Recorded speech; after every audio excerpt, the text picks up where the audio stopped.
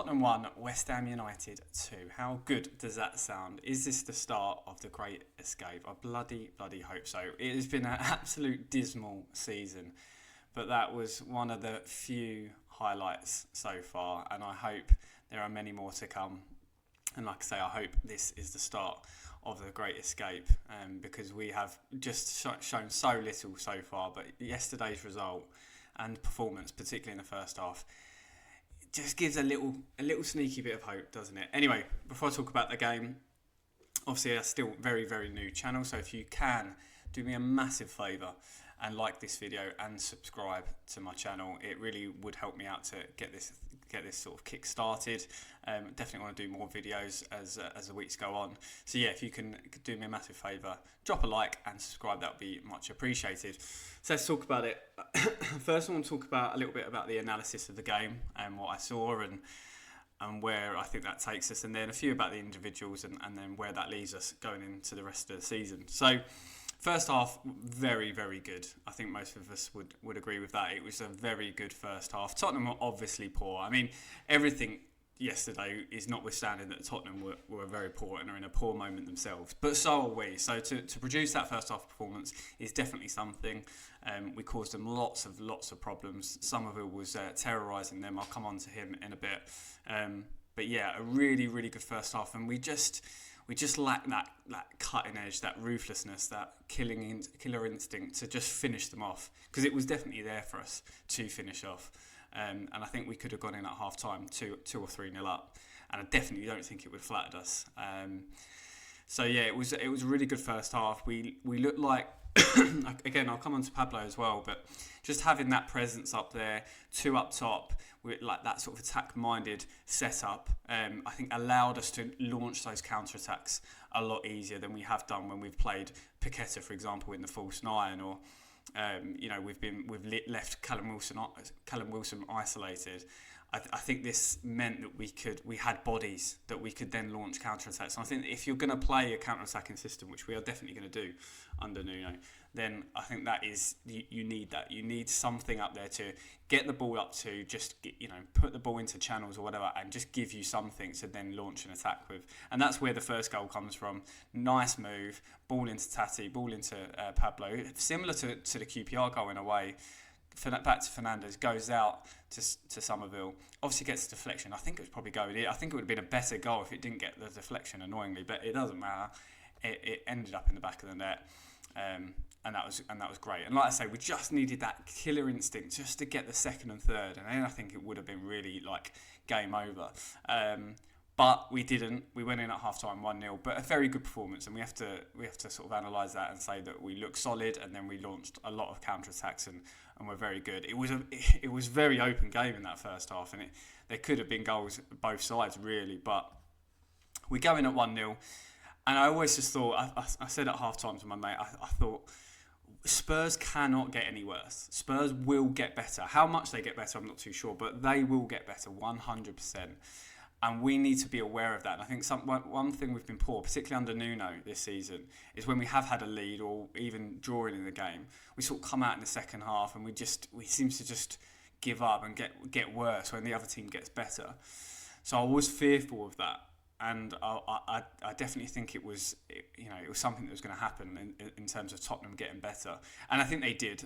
I don't think they were amazing, but they started putting balls in the box, started putting us under pressure. It was difficult for us to get out, and we were sitting back. We were too negative, as we have been so often under Nuno. Tottenham get the goal. It was inevitable. It was coming. Really good cross, obviously, from Porro, and a decent header from Romero. And you just did think at that point, I certainly thought the worst. I thought this is Tottenham are going to go on to win this game, and after such a good first half, we are going to come away with nothing. And we were holding on. Again, the substitutions from Nuno, and obviously it was a positive result, so I don't want to get on the guy's back too much, but bringing Rodriguez on, I think he came on for Pablo, didn't he? And it was just... That just showed that we were probably looking for a point, really. And we don't... Say we had got a point, say we held on, it was at 1-1 and we held on, I wouldn't have been that happy with that. And if anything, it would have meant that Nuno stays on for another game at least. And it doesn't really do anything for us. We need to win football matches, as we know. So Because even with Forest, obviously in hindsight, Forest got a point yesterday against Arsenal. So Forest are going to pick up points. We need to pick up 3 points. That is definitely clear. So I was a bit disappointed again. Nuno just thought, let's hold on to this now. And yeah, the pressure was coming, and it was a very nervy, tense second half. And obviously, we get the goal that I think our first half exploits deserved. I do think overall we deserved to come away with a win there. And obviously it was a scrappy goal, but I think it was always going to be like that with the way we were set up. We bring Wilson on for Tati, and you're just hoping for a sniff. You're just hoping for something, and that came from Callum Wilson, and that is what he gives you. That is what he gives you. You know, Callum Wilson, he's not going to run the channels particularly well now. He's not going to bully centre halves. He's not going to be a real great link-up play that comes deep and drop his shoulder and then pass it wide. He can do sort of a little bit of all that, but generally what you want Callum Wilson is for those last 15-20 minutes where you just need that goal, you just need that moment. He'll just sniff something out. That's what he's built his career on. So I really don't understand why we would let him go. I think yesterday was a perfect example of why you need Callum Wilson on the bench in this squad, because it's particularly if we're going to start two up front in Tati and Pablo, or like a 4-4-1-1 if you like. You need someone on the bench because we don't have a winger on the bench. So Somerville and Bone, we couldn't swap them out for someone with pace who can stretch the game a little bit and give us something extra on the counter. And we didn't have anything. If we didn't have Wilson, if Wilson had gone before this game, we wouldn't have had anything to bring on. It would have been even a more defensive substitution after Pablo and then after Tati. It would have just been a real defensive team. So I don't understand why you'd keep Wilson, let Wilson go. Sorry, if he wants to leave, then that's a different matter. But hopefully he can see that, and he mentioned it in his interview actually with Final Score, that we're playing two up front. That means we need at least 3 strikers, preferably 4. If you're going to regularly plan two up front, you want 4 strikers in your squad. So, if we are going to do that, he will definitely get game time and get opportunities. And I feel like Nuno should sort of swallow that one. I think he was wrong in terms of the way he sort of dealt with that, and he sort of said that he'd had honest conversations with Wilson, which, reading between the lines, we think maybe he said, yeah, you're not going to get as much game time now. We've brought 2 forwards into the club. If you want to go, you can go, sort of thing. Now he needs to say, okay, well, no, we need you. We need you. You need to stay. And if you can pick up 3 or 4 goals by the end of the season, then that could save us. So, as for Pablo, I think he's a presence. I could see within 2 minutes of YouTube highlights before, as we were being linked to him, I could see that this bloke was not going to adapt quickly to the Premier League, and maybe not even at all, ever, to the Premier League. I just think he's a little bit slow, he's a little bit lethargic. He's just not... I think if you're not very good footballer, technically, then at least have pace. And I think Tati has a little bit about that, where he can stretch the game, he can get into channels, he can be a nuisance. Pablo is less that. But one thing I would say about Pablo, and we saw from yesterday, is he is a presence, he is a body, and he is going to put that body on the line.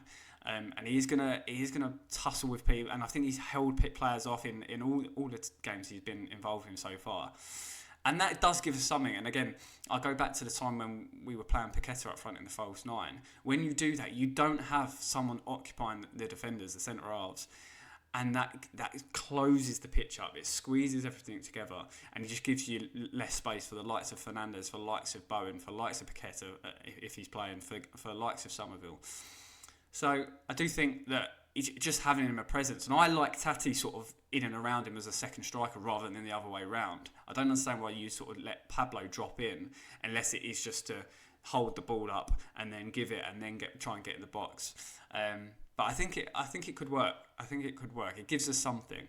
And then on to Somerville, who was just a massive threat, particularly in that first half. I think he absolutely terrorised Tottenham, and that is the Crysencio Somerville. We know. We knew that was in there. I think we saw flashes of it last season. A few flashes of it this season when he came on at the City Ground against Nottingham Forest away. He's got something. He really has got something, and maybe it's just because he stands out because he's one of the few players at West Ham that can run with the ball and has got pace. And maybe that's why we need him so much. But we are such a better team with him on that left-hand side causing problems, because without him we really don't have it. And that's why I really want us to go into the window and just buy another winger. Now, I think Somerville's form from yesterday and even the QPR game with the goal and the great assist, I think that now gives us the possibility. We don't need to go and sign a starting winger necessarily. We don't need to go and spend 30, 40 million on a winger. We just need someone who can sit on the bench and just come on. I don't mean the Adama Traore, but someone with pace, someone with a bit of quality that can just come on with 15, 20 minutes to go and just give us something different. Just rest Somerville, or even Bowen, if Bowen's blowing after 60, 70 minutes. Just give us something else, because we don't have that. And we're bringing like the likes of Rodriguez on, or in other games it's been Irvin and Souček, and it's just like, you know, that indicates that you are settling for the point, rather than, okay, we're bringing pace onto the pitch and your defenders better beware, and then the defenders can't step up as much. I do think it's a massive tactical weapon to use. But massive result, big result for the club. We really needed that. I think I certainly, I'm not thinking that we're definitely going to stay up. I'm not thinking that we even probably will stay up. I still think we've got a lot of work to do. I mean, that's pretty much obvious. I think if we'd have lost yesterday, that would have definitely been it. So it just gives us that hope. It just gives a little bit of a sniff at it. And if we can use the rest of the transfer window to bring in just a couple more, centre-half and a winger, for example. Even if we just did that, but we did that well, which is unlikely for West Ham. But if we did that, and then we go into Sunderland next game, which is going to be a really difficult game. I don't think any of us are under any illusions that now we're at home against Sunderland, we'll beat them and it'll be 3 points. That is going to be a tough game. They're having a good season. They're a tough team to beat. They've got their AFCON players back as well. So it's going to be a difficult game, but it's certainly a winnable game. And if we can go and get 3 points for that, and Forest, I'm not sure Forest, I think they've got Brentford away, which is, they could win, they could get something from that, but Brentford is a difficult place to go these days. So if we win and Forest lose, it goes down to, 2 points, and then all of a sudden you're within one game, and that can go to the final game of the season, not that you particularly want it to.